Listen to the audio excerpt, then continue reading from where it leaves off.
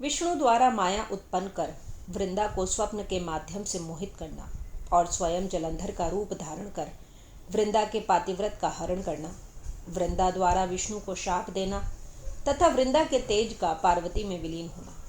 व्यास जी बोले, हे सनत कुमार, हे सर्वज्ञ, हे वक्ताओं में श्रेष्ठ, अब आप बताइए कि विष्णु ने वहां जाकर क्या किया और उस स्त्री ने अपने धर्म को कैसे छोड़ा।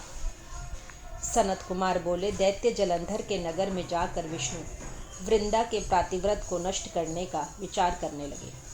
मायावियों में श्रेष्ठ उन्होंने वृंदा को स्वप्न दिखाया और स्वयं अद्भुत रूप धारण करके उसके नगर के उद्यान में स्थित हो गए।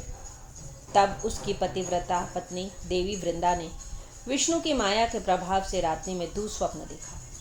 उसने विष्णु की माया से स्वप्न में देखा कि उसका पति भैंसे पर आरूढ़ होकर शरीर में तेल लगाए हुए नग्न होकर काले पुष्पों से विभूषित हो राक्षसों के साथ दक्षिण दिशा की ओर जा रहा है।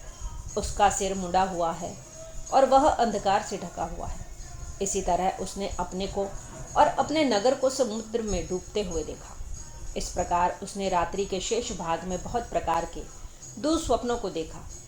इसके बाद वह बाला जग कर देख गए अपने स्वप्नों पर विचार कर ही रही थी कि उसने उदित होते हुए सूर्य को छिद्र युक्त और निष्प्रभ देखा। इन घटनाओं को अनिष्टकारी जानकर वह भय से विवल हो गई और रोने लगी। उसे द्वार, अट्टालिका आदि कहीं भी शांति नहीं मिली। तदनंतर वह अपनी 2 सखियों के साथ नगर के बगीचे में आई, परंतु उस बाला को वहां भी कुछ शांति नहीं मिली। इसके बाद वह जलंधर की स्त्री दुखित होकर घबराती हुई एक वन से दूसरे वन में गई, किंतु वह अपने विषय में कुछ नहीं समझ पाई। घूमती हुई उस बाला ने सिंह के समान मुख वाले, चमकते हुए दांत और दांत वाले भयंकर 2 राक्षसों को देखा। उन दोनों को देखकर भय से विभल वह ज्यों ही भागने लगी, त्यों ही उसने शिष्य के साथ मौन बैठे हुए शांत एक तपस्वी को देखा। तदनंतर भयभीत उसने उन तपस्वी के गले में भुजा रूपी लता को डालकर कहा, हे मुनि, मेरी रक्षा कीजिए, मैं आपकी शरण में आई हूँ। 2 राक्षसों द्वारा पीछा की जाती हुई तथा भय से विभल उसको देखकर मुनि ने कहा, शब्द से ही उन दोनों राक्षसों को शीघ्र भगा दिया। हे मुने, उनके हुंकार मात्र से भयभीत होकर भागते हुए उन दोनों राक्षसों को देखकर वह दैत्येंद्र पत्नी वृंदा अपने मन में बहुत अधिक विस्मित हो गई।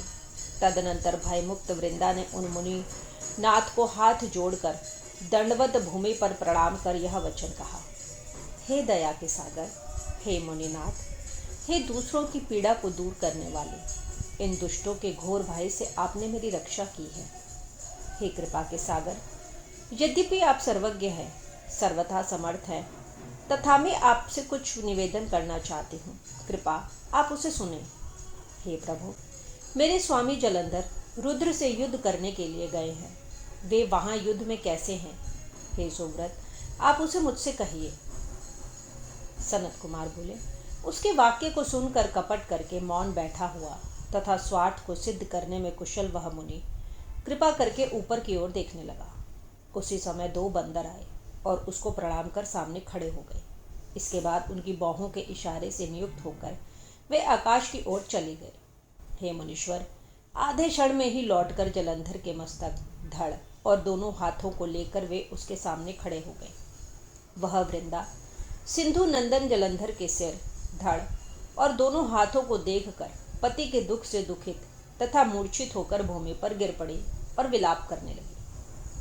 वृंदा बोली, हे प्रभु, जो आप पहले सुख की बात सुनाकर मुझे प्रसन्न किया करते थे, वही आज अपनी निरपराध पत्नी से बोलते क्यों नहीं हैं? अहो, जिन्होंने पहले गंधर्वों के साथ विष्णु और देवताओं को भी पराजित कर दिया था, वे ही त्रिलोक्य विजयी आज एक तपस्वी से कैसे मारे गए हैं? हे दैत्य श्रेष्ठ, मैंने आपसे पूर्व में कहा था कि शिव पर ब्रह्म है, परंतु आपने रुद्र के तत्व को न जानकर मेरे उस वाक्य को स्वीकार नहीं किया। आपकी सेवा के प्रभाव से मैंने जान लिया था कि आप कुसंग के वशीभूत होकर गर्व के कारण मेरी बात नहीं मान रहे हैं। अपने धर्म में परायण जलंधर की पत्नी इस प्रकार कह कहकर दुखित हृदय से अनेक प्रकार से विलाप करने लगी। तदनंतर दुख से उच्छ्वास छोड़ती हुई तथा धैर्य धारण कर वह वृंदा उन मुनिश्रेष्ठ को प्रणाम कर हाथ जोड़कर बोली, हे कृपानिधे, हे मुनिश्रेष्ठ, दूसरे का उपकार करने में ही आपका आदर है, इसलिए मुझ पर कृपा करके हे साधु मेरे इस स्वामी को आप जीवित कर दें। हे मुनीश्वर, मैं समझती हूँ कि आप पुनः इनको जीवित करने में समर्थ हैं, इसलिए मेरे प्राणनाथ को आप जीवित कर दें। सनत कुमार बोले, इस प्रकार कहकर पातिव्रत धर्म में तत्पर वह दैत्य पत्नी दुख से श्वास छोड़ती हुई उनके पैरों पर गिर पड़ी। मुनि बोले, यह युद्ध में रुद्र के द्वारा मारा गया है, इसलिए इसको जिलाने में मैं समर्थ नहीं हूँ, क्योंकि रुद्र के द्वारा युद्ध में मारा गया व्यक्ति कभी जीवित नहीं होता। तथापि शरणागत की रक्षा करनी चाहिए। इस शाश्वत धर्म को जानता हुआ मैं कृपा से युक्त होकर इसे जीवित कर देता हूँ।